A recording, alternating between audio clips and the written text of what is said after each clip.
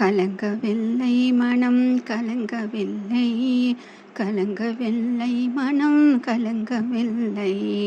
தகப்பனே தன் உயிரை பறித்தாலும் பிரகலாதன் மனம் கலங்கவில்லை. சுடுகாட்டு வேட்டையான் அடிமையானாலும் ஹரிச்சந்திரன் மனம் ஒன்றும் கலங்கவில்லை. பெற்ற பிள்ளையே கேவலப்படுத்தினாலும் கைகேயி மனம் கலங்கவில்லை. உறவினர்களே சபை நடுவிலே அசிங்கப்படுத்தினாலும் விதுரர் மனம் கலங்கவில்லை. அம்பு படுக்கையில் வீழ்ந்த போதும் பீஷ்மர் மனம் கலங்கவில்லை. இளம் விதவையாக இருந்தாலும் குந்தி தேவி மனம் கலங்கவில்லை.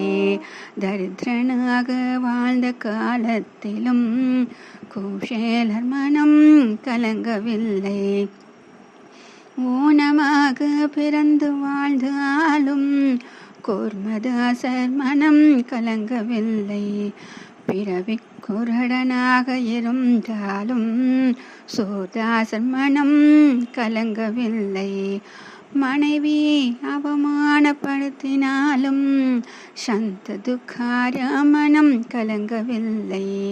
கணவன் கஷ்டப்படுத்தினாலும் குணவதி வாய் மனம் கலங்கவில்லை.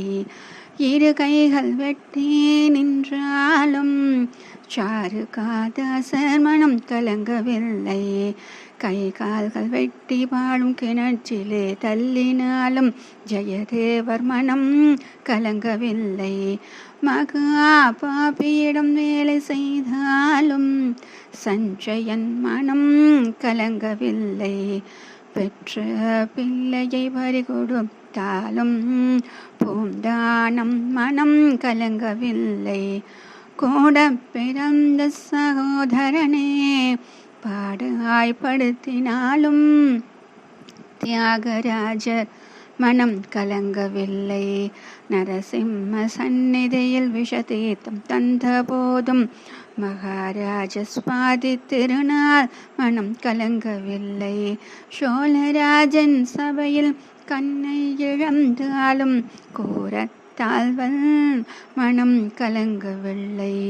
கோரத்தாழ்வான் மனம் கலங்கவில்லை. எப்படி முடிந்தது இவர்களால் மட்டும், எப்படி முடிந்தது இவர்களால் மட்டும். தங்களோடு இறைவன் எப்பொழுதும் இருக்கின்றான் என்று உணர்ந்ததால் கடவுள் எப்பொழுதும் கூடவே இருக்கிறான் என்பதே ஆழ்ந்த நம்பிக்கை. அந்த நம்பிக்கை ஏற்பட வழியுண்டு. முதல் வழி சொல்லறிவு தருவது அறிஞர்கள் ஞானிகள் சான்றோர்கள். இரண்டாம் வழி சுய அறிவு.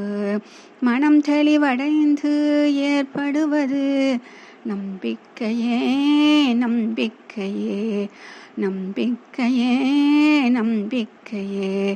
மனம் செல்ல வேண்டிய பாதையிலே சரியாக சென்று உடலாற்றல் மன ஆற்றல் பெருக்கிக் கொள்ளும் பயிற்சியாக தொடர்ந்து செய்யப்படும் பிரார்த்தனைகள் மந்திரமாக இருக்கலாம், கீர்த்தனைகளாக இருக்கலாம்.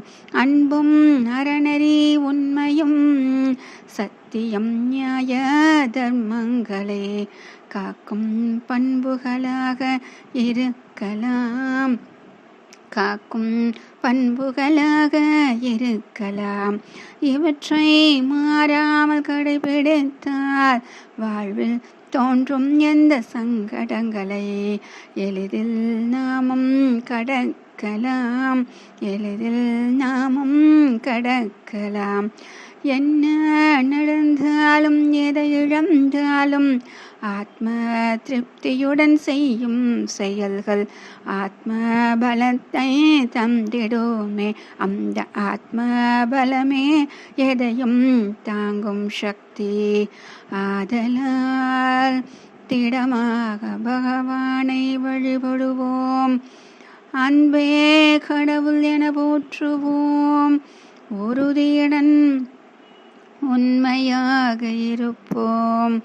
மன அமைதியும் அர்த்தமுள்ள வாழ்க்கையையும் பெற்றிடுவோம்.